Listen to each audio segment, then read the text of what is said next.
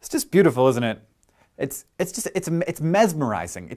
It's double helix sighting. You really can tell just by looking at it how sort of important and amazing it is. It's pretty much the most complicated molecule that exists, and potentially the most important one. It's so complex that we didn't even know for sure what it looked like until about 60 years ago. It's so multifariously awesome that if you took all of it from just one of our cells and untangled it, it would be taller than me. Now consider that there are probably 50 trillion cells in my body right now. Laid end to end, the DNA in those cells would stretch to the sun not once, but 600 times. Mind blown yet? Hey, you want to make one?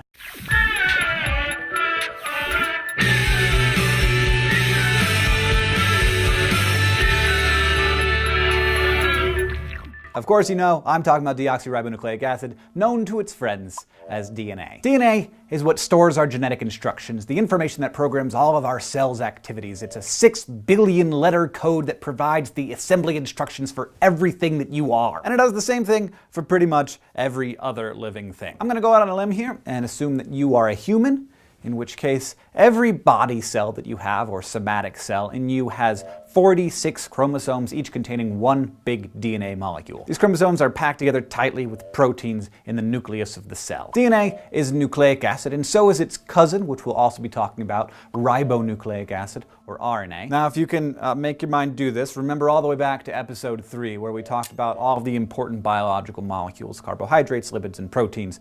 That ring a bell? Well, nucleic acids are the fourth major group of biological molecules, and for my money, they have the most complicated job of all. Structurally, they're polymers, which means that each one is made up of many small repeating molecular units. In DNA, these small units are called nucleotides. Link them together and you have yourself a polynucleotide. Now, before we actually put these tiny parts together to build a DNA molecule like some microscopic piece of IKEA furniture, let's first take a look at what makes up each nucleotide. We're gonna need 3 things. 1, a 5-carbon sugar molecule, 2, a phosphate group, and 3, one of 4 nitrogen bases. DNA gets the first part of its name from our first ingredient, the sugar molecule, which is called deoxyribose. But all the really significant stuff, the genetic coding that makes you, is found among the 4 nitrogenous bases: adenine, thymine, cytosine, and guanine. It's important to note that in living organisms, DNA doesn't exist as a single polynucleotide molecule, but rather a pair of molecules that are held tightly together. They're like an intertwined microscopic double spiral staircase, basically just a ladder, but twisted,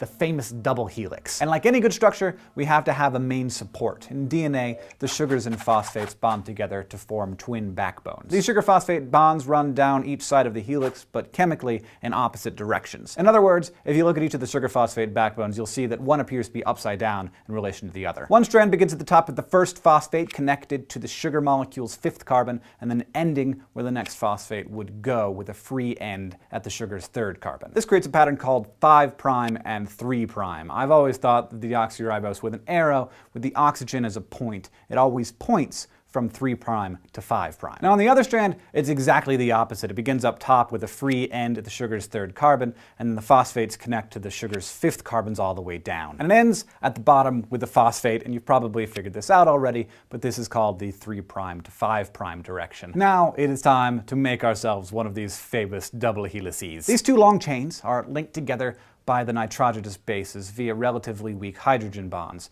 But they can't be just any pair of nitrogenous bases. Thankfully, when it comes to figuring out what part goes where, all you have to do is remember that if one nucleotide has an adenine base, only thymine can be its counterpart. Likewise, guanine can only bond with cytosine. These bonded nitrogenous bases are called base pairs. The GC pairing has 3 hydrogen bonds, making it slightly stronger than the AT base pair, which only has 2. It's the order of these 4 nucleobases, or the base sequence, that allows your DNA to create you. So AGGTCCATG means something completely different as a base sequence than, say, TTCAGTCG. Human chromosome 1, the largest of all of our chromosomes, contains a single molecule of DNA with 247 million base pairs. If you printed all of the letters of chromosome 1 into a book, it would be about 200,000 pages long. And each of your somatic cells has 46 DNA molecules tightly packed into its nucleus. That's 1 for each of your chromosomes. Put all 46 molecules together and we're talking about roughly 6 billion base pairs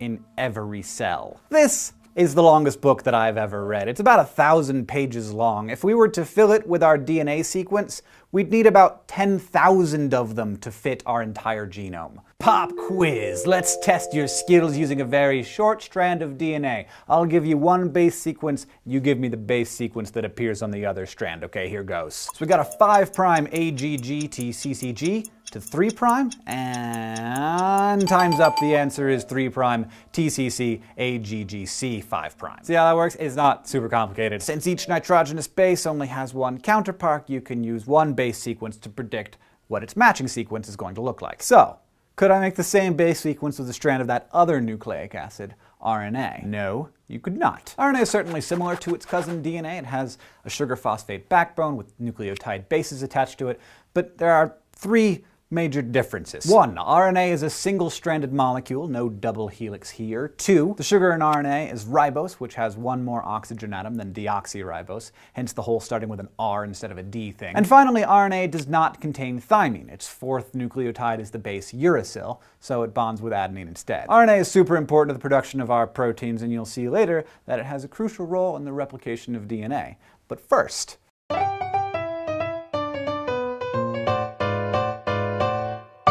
biographies! Yes, plural this week, because when you start talking about something as multitudinously awesome and elegant as DNA, you have to wonder just who figured all this stuff out and how big was their brain? Well, unsurprisingly, it actually took a lot of different brains in a lot of different countries and nearly 100 years of thinking to do it. The names you usually hear when someone asks who discovered DNA are James Watson and Francis Crick, but that's bunk. They did not discover DNA, nor did they discover that DNA contained genetic information. DNA itself was discovered in 1869 by a Swiss biologist named Friedrich Miescher. His deal was studying white blood cells, and he got those white blood cells in the most horrible way you could possibly imagine, from collecting used bandages from a nearby hospital.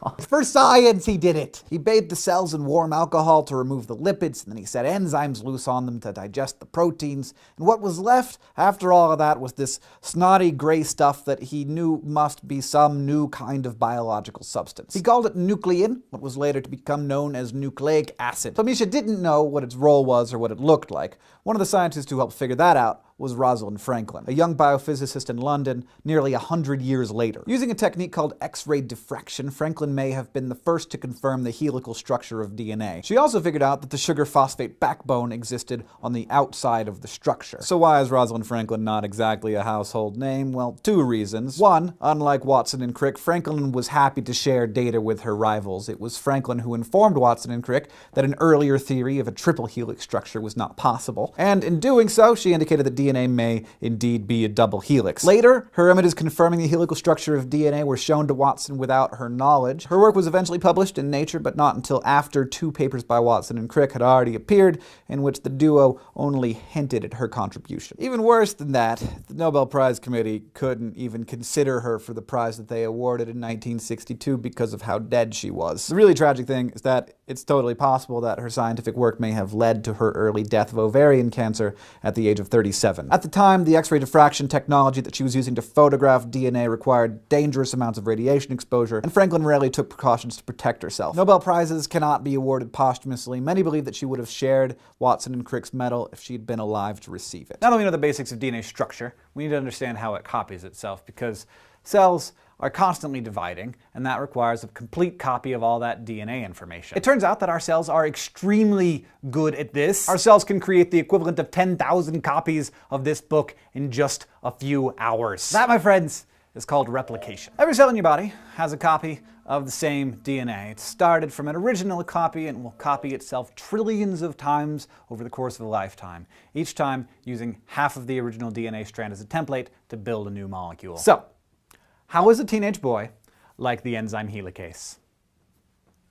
They both want to unzip your genes. Helicase is marvelous, unwinding the double helix at breakneck speed, slicing open those loose hydrogen bonds between the base pairs. The point where the splitting starts is known as the replication fork. It has a top strand called the leading strand, or the good guy strand as I call it, another bottom strand called the lagging strand, which I like to call the scumbag strand, because it is a pain in the butt to deal with. These unwound sections can now be used as templates to create two complementary DNA strands, but remember, the two strands go in opposite directions in terms of their chemical structure, which means that making a new DNA strand for the leading strand is going to be much, much easier than for the lagging strand. For the leading, good guy strand, an enzyme called DNA polymerase just adds matching nucleotides onto the main stem all the way down the molecule. But before it could do that, it needs a selection of nucleotides that fill in the section that's just been unzipped. To get started at the very beginning of the DNA molecule, DNA polymerase needs a bit of a primer, just a little thing for it to hook onto so that it can start building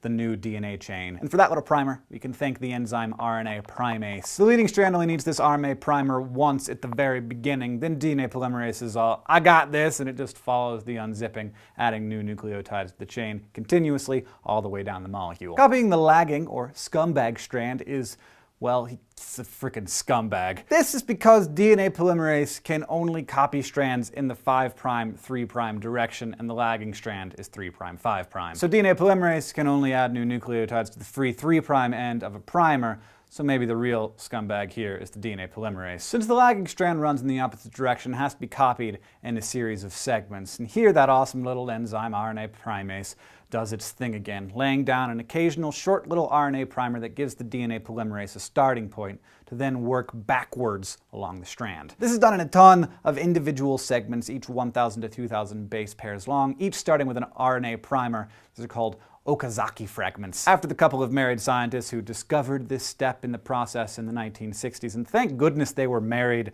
so that we could just call them Okazaki fragments instead of Okazaki-someone's-someone fragments. These allow the strands to be synthesized in short bursts, and then another kind of DNA polymerase has to go back over and replace all of those RNA primers, and then the little fragments gets joined up by a final enzyme called DNA ligase. And that is why I say that the lagging strand is such a scumbag. DNA replication gets it wrong about 1 in every 10 billion nucleotides.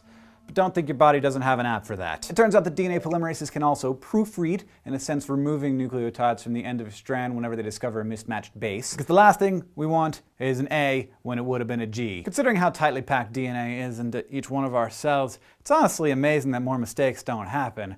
Remember, we're talking about millions of miles worth of this stuff inside us, and this, my friends, is why scientists are not exaggerating when they call DNA the most celebrated molecule of all time. So you might as well look this episode over a couple of times and appreciate it for yourself, and in the meantime gear up for next week when we're going to talk about how those 6 feet of kick-ass actually make you you. Thank you to all the people here at Crash Course who helped make this episode awesome. You can click on any of these things to go back to that section of the video if you have any questions. Please, of course, ask them in the comments or on Facebook or Twitter.